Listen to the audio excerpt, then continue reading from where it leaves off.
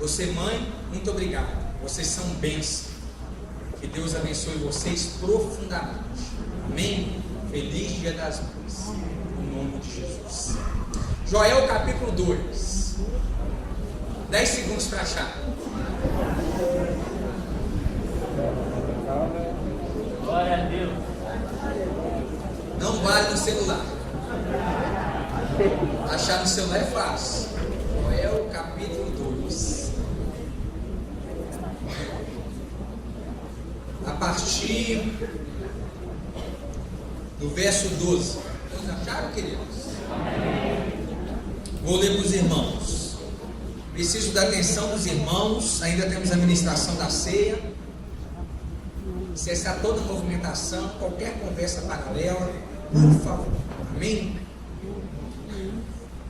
Agora, porém, declara o Senhor: voltem-se para mim de todo o coração, com jejum, lamento e pranto.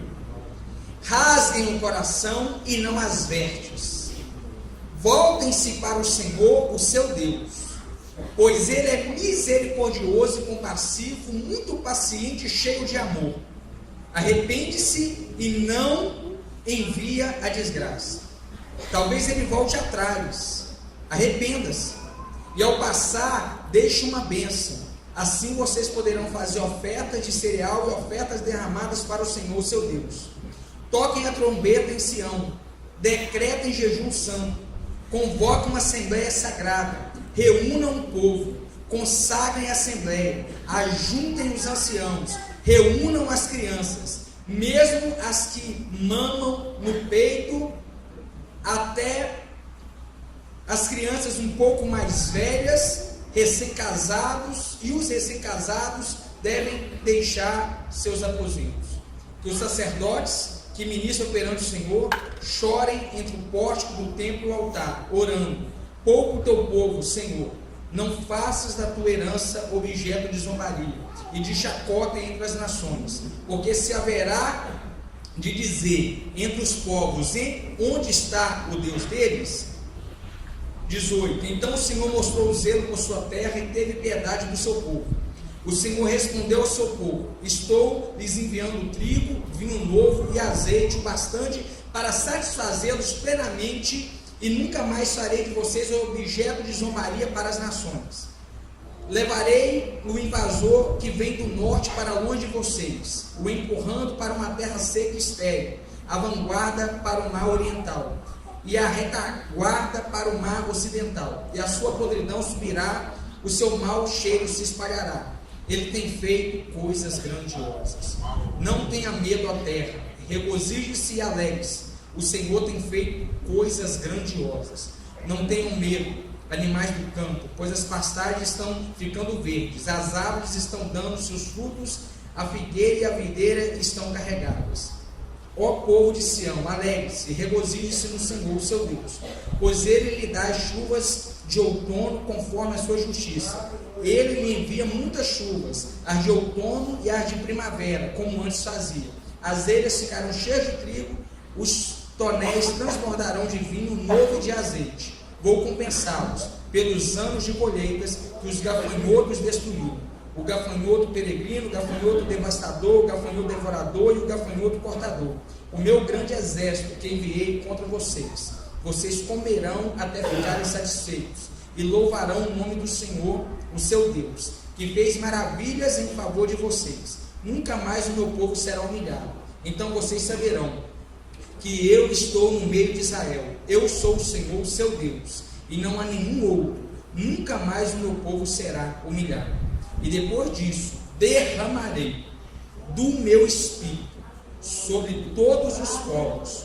Os seus filhos e as suas filhas profetizarão, os velhos terão sonhos, os jovens terão visões. Até sobre os servos e as servas derramarei do meu espírito naqueles dias. Mostrarei maravilhas no céu e na terra, sangue, fogo e nuvens de fumaça. O sol se tornará em trevas e a lua em sangue, antes que venha o grande e temível dia do Senhor. E todo aquele que invocar o nome do Senhor será salvo. Pois conforme prometeu o Senhor, no monte Sião e em Jerusalém haverá livramento para os sobreviventes, para aqueles a quem o Senhor chama. Amém? Deus, obrigado por essa palavra. Fale conosco e use com misericórdia e graça, em nome de Jesus. Amém. Queridos, eu quero falar de avivamento. Eu tenho andado convencido pelas Escrituras. Eu tenho andado convencido pelos livros que eu tenho lido. Eu tenho andado convencido pelas palavras que Deus tem me falado no meu secreto com Ele. Eu tenho andado convencido pelas conversas com amigos meus que amam as Escrituras e a igreja até mais do que eu. Eu tenho andado convencido, até pelos jornais que acompanho, que a maior necessidade dos nossos dias é de fato vivermos como igreja um genuíno avivamento. Vivermos um verdadeiro derramado do Espírito Santo sobre nossa nação, sobre nossas igrejas, sobre as nossas células, sobre a nossa Igreja Batista Conecte Solimões. Porém, uma coisa muito importante para frisar, já na introdução dessa mensagem, é que quem produz avivamento não somos nós. Avivamento é algo que é produzido na fábrica do céu. A nossa responsabilidade é simplesmente prepararmos o caminho para que esse avivamento ele possa descer sobre nós. E nós começarmos a preparar o caminho para o avivamento. E nós vamos começar quando primeiro bater em nós uma satisfação de não estarmos recebendo tudo o que precisamos em nível de poder e derramar do Espírito Santo de Deus. Ou seja, nós não podemos nos contentar com pouco. Nós temos que sermos crentes que não se conforma apenas com gotas de unção de Deus sobre nós, mas sim nos tornarmos pessoas que além de gotas desejam beber do rio de Deus literalmente. E para nós começarmos a entendermos sobre a urgência de um avivamento, nós precisamos com humildade reconhecermos a realidade da crise que nós estamos vivendo como igreja. O profeta Joel, aqui no livro escrito por ele tinha noção da realidade que o povo se encontrava. Porque a função do profeta não é apenas denunciar. A função do profeta é também se incluir. Precisamos ser realistas e honestos para nos incluirmos no que está acontecendo. Aqui no livro de Joel, que é um livro que eu escolhi para ler e estudar essa semana no meu devocional, nos revela que aquela nação estava vivendo um tempo de crise. Uma crise que era fruto do juízo de Deus sobre a nação de Israel. E este juízo era justamente por causa dos muitos pecados praticados por aquele povo. E via o juízo, os campos não estavam produzindo mais. Quando havia chance de colheita, a plantação era tomada por pragas que consumiam tudo em frações de segundos. Fora soldados inimigos que estavam prontos para atacar e destruir o povo de Israel. Nós, da mesma forma, como nação brasileira e também igreja do Senhor, nós estamos sofrendo uma crise sem igual. Quantas mortes por aí? Quantos atos de injustiça? Quantas ideologias diabólicas que às vezes são ideologias que passaram a ser defendidas até por alguns crentes entre nós em nome da pseudo-intelectualidade, crise moral, blasfêmias contra Deus, nossa justiça vendida, miséria nos quatro cantos do nosso país, os divórcios que não param de aumentar, igrejas evangélicas longe da verdade, liberalismo comendo solto por aí. Não tem nada a ver beber, não tem nada a ver fumar, não tem nada a ver sexo do casamento. O Senhor Jesus ama todo mundo. Liberalismo, crise em nível de conhecimento bíblico, igrejas afundadas em misticismos. Um membro dessa igreja foi atender um cliente que é pastor, e chegando à igreja para reunião, ele me mandou a foto de um tapete estendido, cheio de sal, para que no culto, mais à noite, as pessoas pudessem passar e em troca de poder passar, dar uma oferta significativa com a promessa de ser abençoados. Misticismo, macumba gospel, espiritualidade longe das escrituras. Mas em outro extremo, temos igrejas que, embora não são liberais, não são neopentecostais, porém estão vivendo uma ortodoxia morta. Homens zelosos com as escrituras, mas sem fogo no coração e desejo pela presença manifesta de Deus. Homens que dizem amar as escrituras e até conhecem bem de teologia, mas são homens que ao mesmo tempo se encontram sem fervor, sem paixão, com luz na cabeça, mas sem fogo no coração.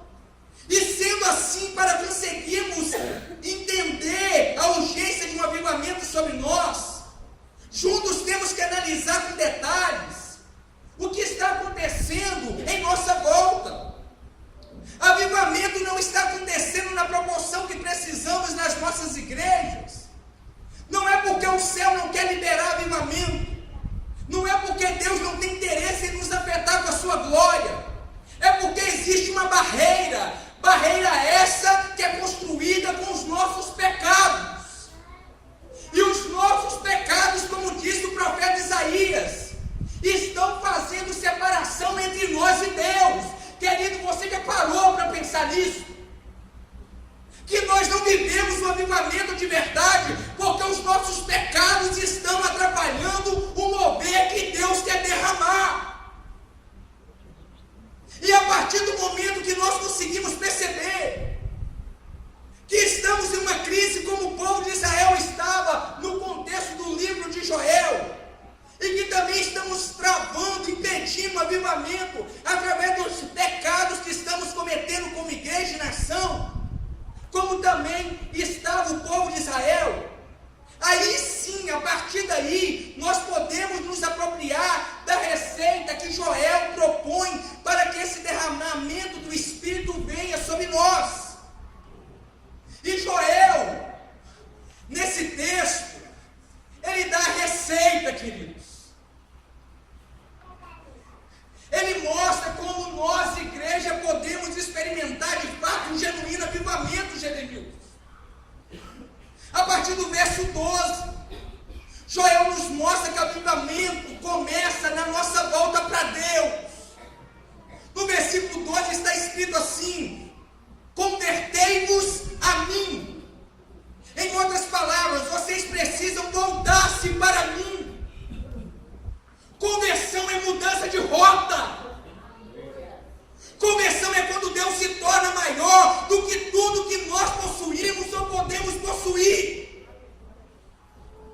Conversão é voltar Deus para o centro de todas as coisas. Conversão é voltar Deus para o centro das nossas vidas. Conversão é voltar Deus para o centro dos nossos cultos, das nossas canções, das nossas mensagens. Conversão é expressada quando na mesa da nossa casa, nas nossas conversas com os amigos, com os parentes, o assunto principal é sempre as coisas de Deus. Conversão é largar o pecado. Conversão é largar a religiosidade. Conversão é passar a viver uma vida piedosa. Conversão é se transformar literalmente por amor àquele que um dia deu a vida por nós. Conversão é deixar os ídolos e adorar somente a Deus. Conversão é se arrepender para sempre da sua vida de pecado. Conversão é não ter absolutamente nenhum outro ponto de vista que não parta do Evangelho. Conversão é não ter nenhum outro ponto de partida que não parta do Evangelho. Conversão é não ter nenhum outro chão para caminhar que não parta do Evangelho. Conversão é não almejar nenhum outro ponto de chegada que não seja o do Evangelho. Voltar-se para Deus implica-se em conversão. Só que vivemos em um tempo de adesão. As pessoas se aderem ao ritmo da igreja, se sentem limpas porque participaram de um culto. Vir na igreja não é conversão. Participar de célula ainda não é conversão. Conversão é mudar de vida. Conversão é deixar o pecado. Conversão é amar somente a Deus. Conversão é deixar a fornicação, o adultério, os vícios. Deixar de fofocar, deixar de mentir. Isso é conversão. Conversão não é dizer eu gosto da igreja evangélica, eu participo da igreja evangélica, eu tenho até música, gosto tocando no meu carro. Não, querido, isso é religiosidade. Conversão é outra coisa. Conversão é aquele que roubava não rouba mais, aquele que mentia não mente mais, aquele que adulterava não adultera mais. Isso é conversão. Aleluia, glória a Deus. E é aí que começa o avivamento. O próximo passo para alcançarmos o avivamento é a profundidade da nossa entrega. No verso 12 diz assim: voltem-se para mim de todo o coração. Aqui nos fala de entrega radical. Aqui nos fala de uma entrega sem reservas. Aqui nos fala de disposição para o adorar em amor com todas as nossas forças e entendimento. Avivamento não vem a partir de lugares que os corações estão batendo de forma lenta. Avivamento não vem a partir de lugares onde as pessoas se encontram acomodadas, sonolentas e apáticas. Avivamento não vem a partir de lugares onde as orações são rasas, a adoração é fria e o serviço é preguiçoso. Avivamento não vem a partir de pessoas que os olhos não brilham de paixão mais e nem de entusiasmo por Deus. Avivamento é um presente de Deus para se derramar sobre pessoas apaixonadas e desesperadas por amor a Ele. Avivamento tem como pista de pouso certa e segura corações acelerados e ansiosos pela presença de Deus. Avivamento também vem em terceiro lugar, onde existe diligência. Diligência significa, segundo o dicionário Aurélio, cuidado aplicado na execução de uma tarefa. No verso 12, diz assim: voltem-se para mim de todo o coração, com jejum, lamento e pranto. Avivamento virá quando as nossas disciplinas espirituais forem executadas por nós com zelo, com disciplina e urgência. Avivamento não vem a partir de uma igreja que jejua. Avivamento vem sobre uma igreja que tem uma vida de jejum. Avivamento não vem a partir de uma igreja que ora. Avivamento vem a partir de uma igreja que tem vida de oração. Avivamento não vem a partir de uma igreja que se quebrantou no último culto de domingo. Avivamento vem a partir de uma igreja que vive culto após culto quebrantada. Precisamos ser mais diligentes. Precisamos ser mais zelosos. Precisamos ser mais preocupados com as nossas disciplinas, com a nossa vida no secreto, zelosos com a vida de oração, zelosos com a leitura da palavra, zelosos com os desafios de jejum, diligentes com nossas disciplinas espirituais. Nós líderes, principalmente, precisamos ter a Bíblia não como ferramenta de trabalho,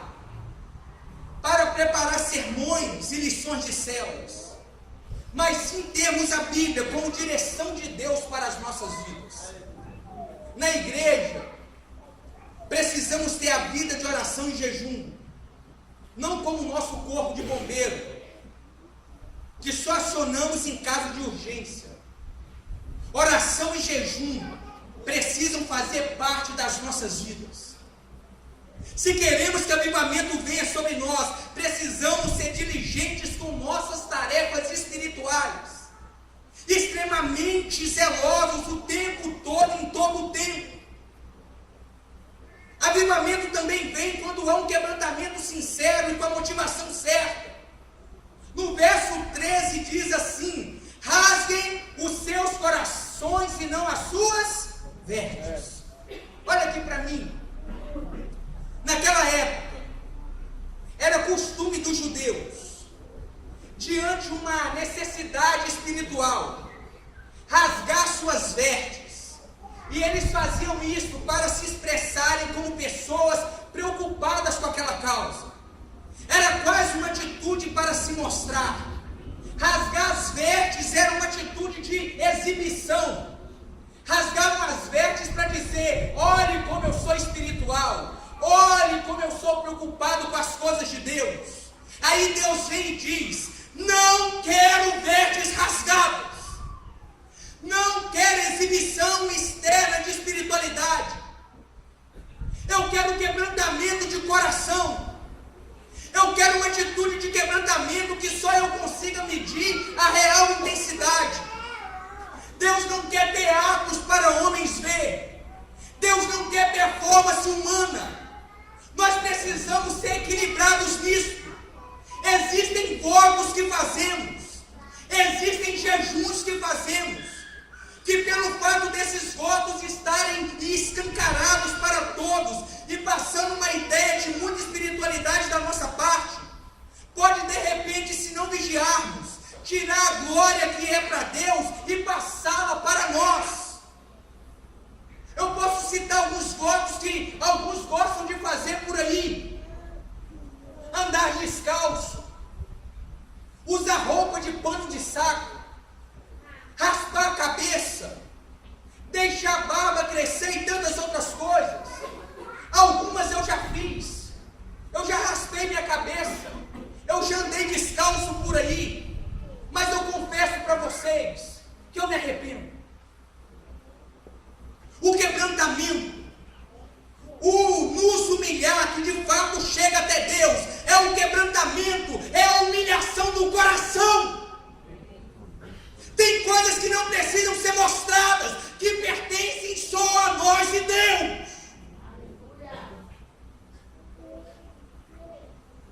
No meu Facebook, eu estou cansado de ver gente, graças a Deus até hoje não vi ninguém aqui da igreja, senão um morro do coração.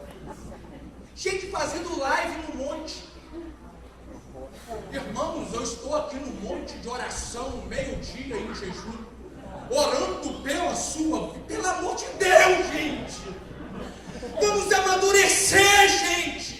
Pastor, não pode ir no monte? Pode, mas você não precisa dar alarde, você não precisa falar com ninguém. Sobe sozinho, ora sozinho, e Deus que estiver no secreto te recompensará. Aleluia, glória a Deus. Meu Deus! Eu já vi gente, acredite, tirar foto do prato vazio, pôr no Facebook e escrever assim: partiu o jejum. Eu já vi. Não tem necessidade, gente. Rasguem os corações e não as vestes. Não adianta exposição do lado de fora, se do lado de dentro não existe real arrependimento.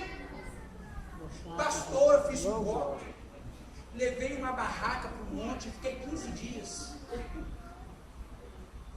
Ei, irmão, e esses 15 dias, sua esposa não ficou na bênção, Deus ficou cuidando dela. Que espiritualidade é essa que te coloca no monte, mas não faz você descer para pedir perdão? Não faz você descer para amar mais a sua esposa, amar mais seu esposo? Que jejum é esse que você mostra para os outros, mas não muda seu caráter? Não amadurece a sua vida? Não te deixa mais envolvido? Que voto é esse? Não rasga o coração, não rasga as vestes, rasga o coração.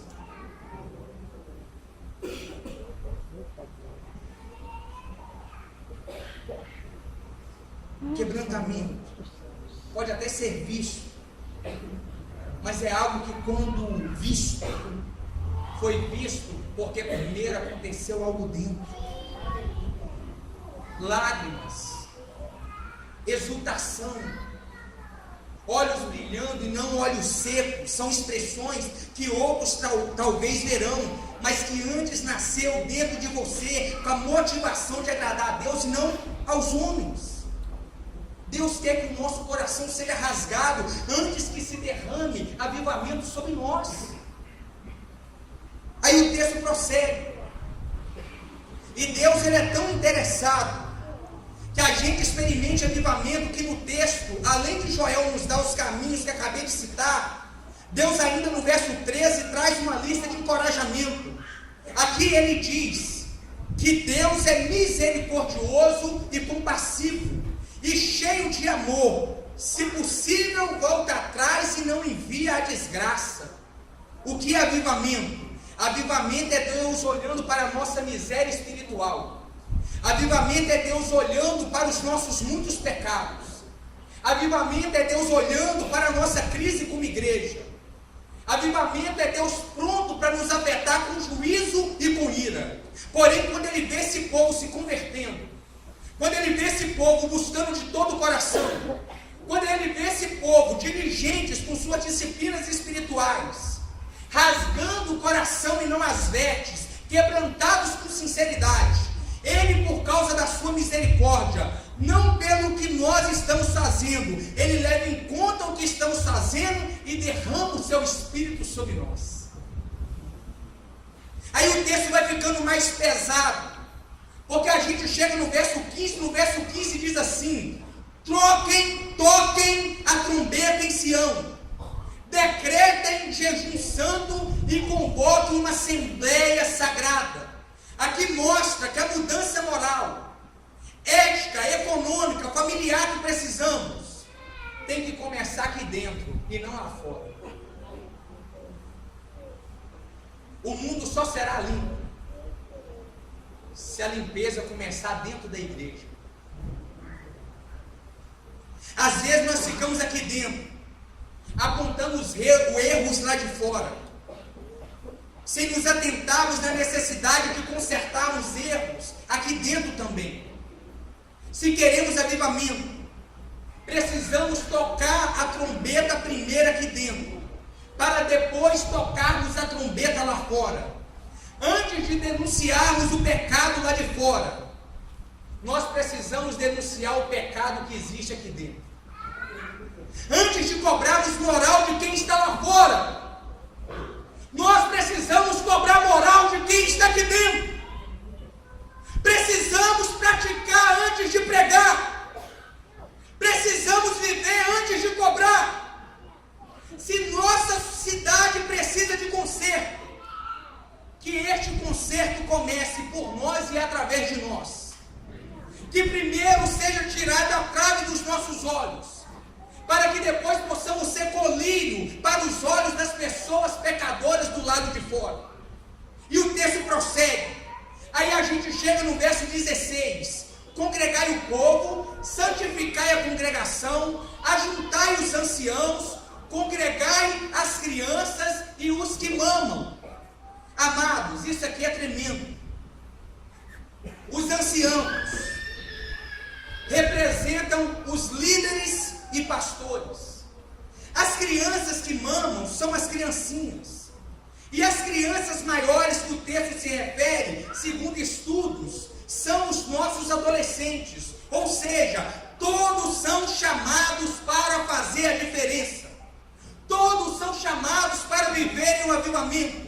Fazer a diferença, abrir o caminho para o avivamento, não é uma tarefa só para os pastores e líderes, é para todos nós.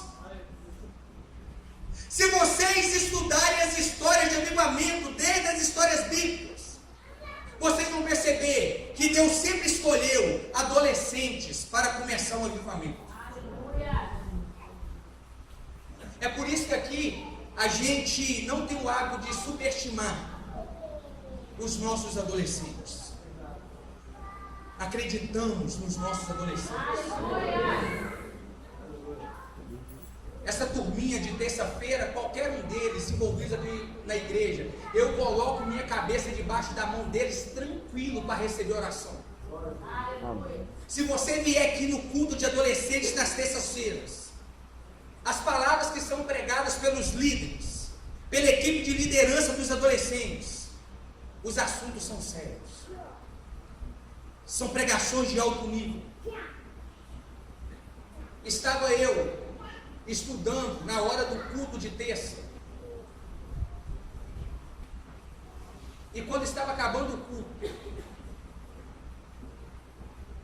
quem orou aqui terça foi Laisa.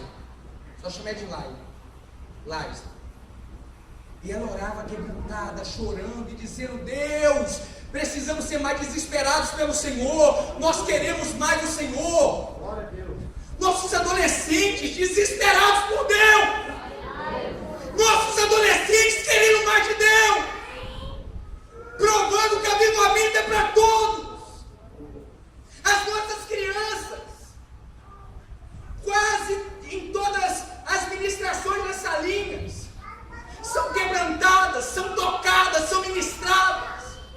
Porque avivamento é para todos. Todos nós aqui precisamos nos colocar à disposição de abrirmos caminho para que esse avivamento prometido para a nossa igreja possa de fato acontecer. Seja você criança, seja você adolescente, jovem, adulto, idoso, avivamento é para todos nós. Todos nós somos responsáveis. Todos podem participar. Todos devem participar e abrir caminho para que aconteça o avivamento. Deus está avivando as nossas células, querido. Mas não é só as células de adultos, não. Deus tem avivado as nossas células de adolescentes. Essa semana, em uma célula, houve em uma só célula de adolescentes 3 conversões. Deus está avivando as nossas células infantis. Irmão, a gente não pode desprezar o que Deus quer fazer. A gente não pode fazer vistas grossas para o que Deus quer fazer. Você é adulto, cara, que está parando no tempo, acorde. Sabe o que vai acontecer daqui a pouco? Essas crianças que ficam correndo aqui no corredor, elas vão crescer, vão se encher de Deus, vão crescer, vão se encher mais de Deus. Deus vai encher elas mais do Espírito. Sabe o que vai acontecer com você que está escolhendo parar? Você vai sentar aí para ser pastoreadas por elas.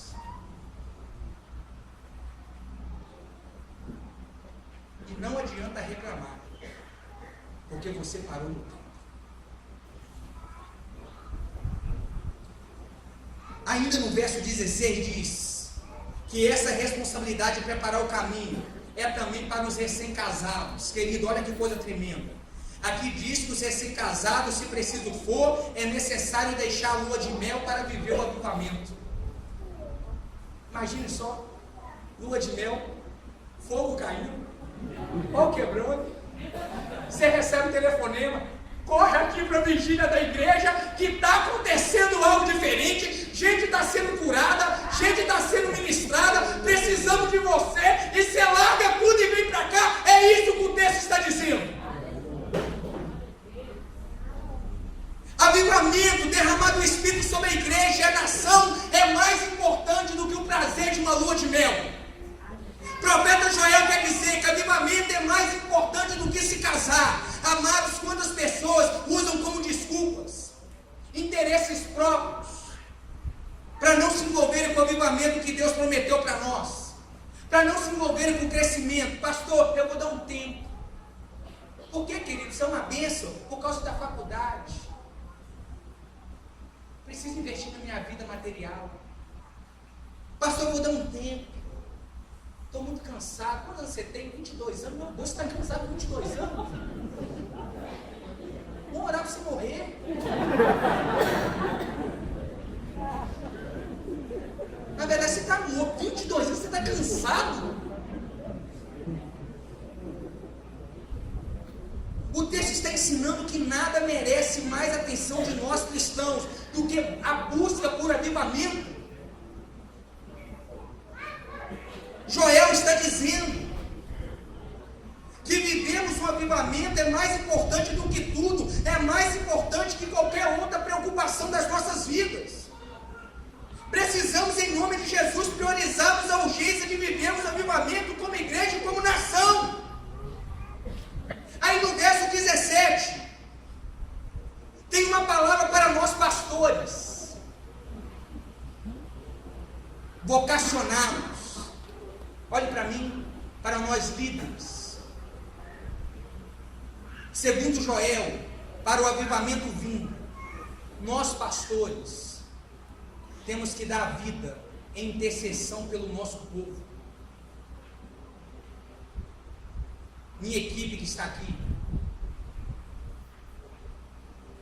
os líderes dessa igreja, se você não tem gastado os seus joelhos em intercessão por essas ovelhas aqui, isto mostra que como pastores dessa igreja, nós estamos em pecado.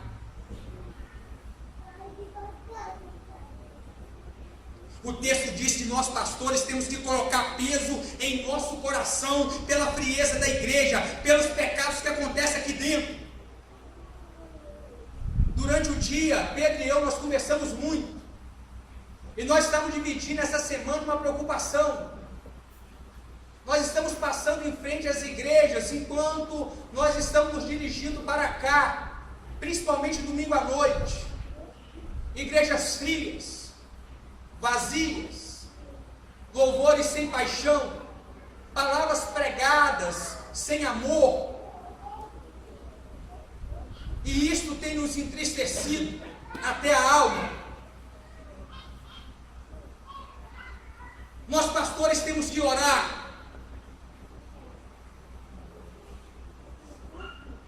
pelas divisões que alguns rebeldes aqui dentro tentam provocar com fofoca, com calúnia, com mentira.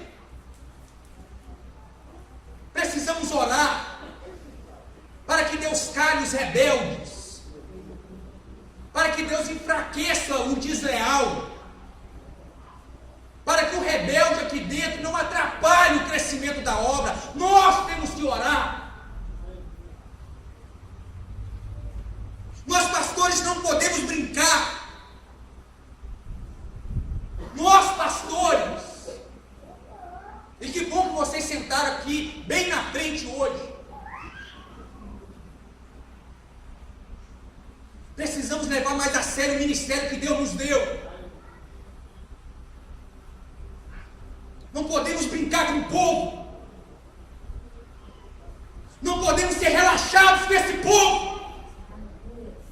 Nós que estamos aqui, Rui, Léo, Ramon, Berto, Eduardo, líderes dessa igreja, esse povo é nossa responsabilidade. Precisamos chorar por este povo, gemer por este povo.